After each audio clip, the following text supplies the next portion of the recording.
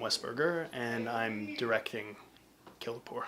I guess this show is part of a trilogy called the Parkdale Palace plays, and one of the things that's unusual in George's work is that he writes about people on the margins. He writes about the kind of people who literally on the street people walk by without a second look or step over. People who societally we've left behind.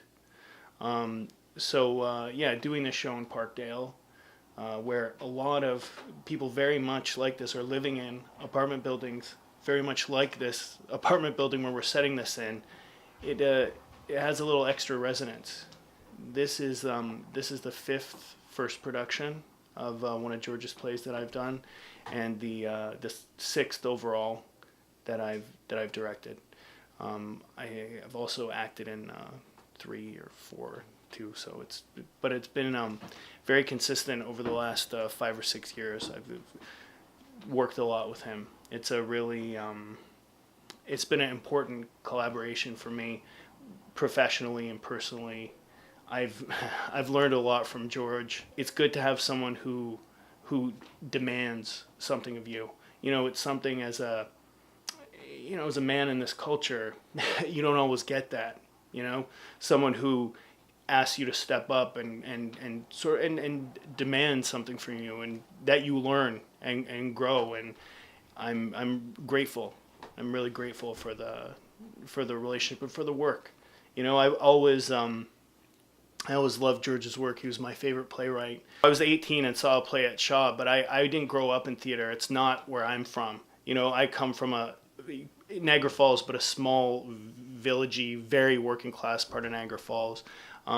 So when I read George's plays in university, it probably kept me in theater, because it was something where I saw, someone who was maybe more like me and where I come from reflected on stage. Some of the actors have said, I'm happy that I got to hear them say it, that he's really wrestling with these characters in very extreme and desperate circumstances, and it's always very moving to me, the resilience of these people, the fact that they're always struggling to survive, always struggling to make their lives better, and often even though they go through really horrible things, there's like a movement towards connection, towards family, towards love. I find it very touching. Also, it's very funny. If you just heard someone describing stuff like this, it might sound unbearable. And I have heard George say that when people don't understand that his plays are comedies and they're not treated as such, like they can be unbearable to watch because they're too full of pain, But what I love about his work is that the humor really comes out of that pain. Just like in life, we need our sense of humor to deal with pain. It's part of what it's there for. And they're very funny plays. This one in particular is a wild ride. You really get on, and it doesn't slow down the whole way through.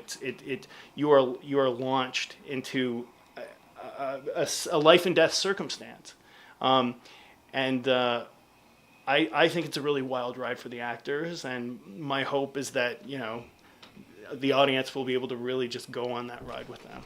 Well, there's a lot of challenges. It's something I'm grateful to George for. Something he taught me was, like, just because I think something is my preference doesn't mean it's how I'm going to push actors. It doesn't mean just because I like it better, that's not enough for me to try to direct something off of that place. So I try to take myself off that pedestal. I'm just trying to get in there and help. I care about, is it alive? Can I feel a pulse? Do I believe these people are really deep in these circumstances? And so that's how I always that's where I try to get myself. I guess the challenge is, like, some of the actors on the show have done this before. Some have worked with me, some haven't. It's, in some ways, George's work is really primal, but it also, it's demanding it's simple but not easy. You know, what it asks of actors is a huge amount of energetic and emotional commitment. And any time they're in their intellect, even a little bit, it blocks them, you know, and it stops working. And they have to have a lot of trust to be able to give themselves over to it that way. It really is like giving yourself over to a wave or something, or like leaping off a cliff or something like that, and trusting that you'll land on your feet. It takes courage, you know, just the same way that the characters in his play have to have courage to face the circumstances in their lives. It asks the same of performers. So I guess my challenge as a director is to try to encourage people towards that place, not get in their way, not block them, not make them feel criticized, but still in a firm way. The last few plays that I've directed that George wrote, they're real-time plays. They all happen in, like this does, in one room, but there's no scene breaks. So it's unbroken action. So this play is more complicated because there's a lot of scenes in a very compressed amount of time. I mean, one of the actors read the script and said, like, so this is a 2-hour play with a 15-minute intermission. I was like, you don't know what you're getting into here. This is actually going to be a 70 or 75-minute ride where I have to make sure that these scene changes do not slow the momentum. That you stay on the tracks that whole time. You know, you think, oh, a 3-hour play is worth this much, and a 70 or 75-minute play is lesser or something. This play is so packed full of life that it's a real experience to go through. It's a ride. So they should be ready to. Hopefully, they'll be ready to just roll on that ride.